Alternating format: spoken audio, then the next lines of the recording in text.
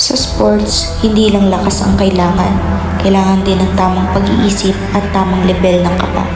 Ito ang kwento ni Romel.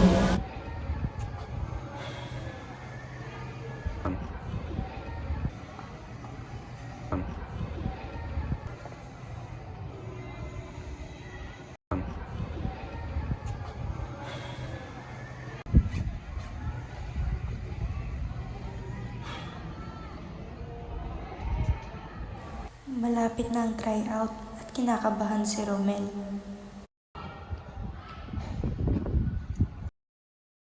Romel! Tol!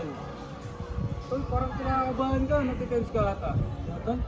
Kasi gusto ko kasi makapasok dun sa sa tryouts. Oh, ano tol? Ano na ako? Pagka na ako laro. Relax tol.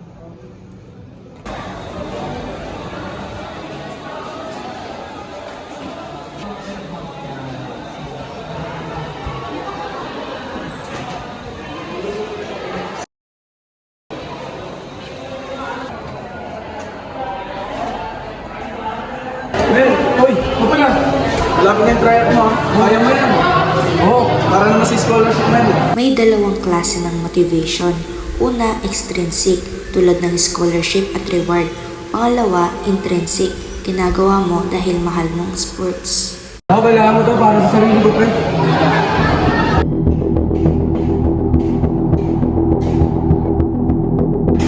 Romel, kalma. Kaya mo yun eh. Kaya mo yun, kinakabahan ka lang. Alisin mo yung kaba mo sa dibdib mo. Alam kong kaya mo yun. Tapos yung energy mo, ilabas mo lahat. Yung mga pinag-trainingan mo, ilabas mo. Kaya mo yun. Ako yung coach mo, alam kong kaya mo yan. Sige coach, ano kakabahan? Ito ang inverted U theory. May tamang level ng kaba para maging maayos ang performance.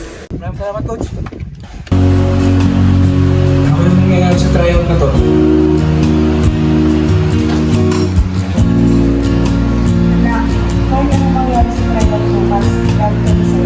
Ang pamilya at kultura ay may malaking epekto sa atleta. Ito ang socio-anthropological concept. Araw-araw nag-iensayo si Romel. Dito, lumalakas ang kanyang katawan at isip. Team, start na tayo. Romel, ready? Ready po! Romel!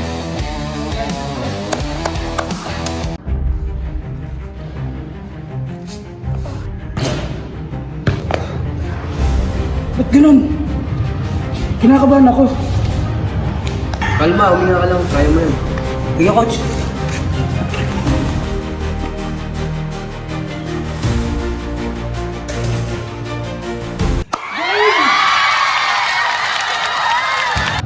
Yes!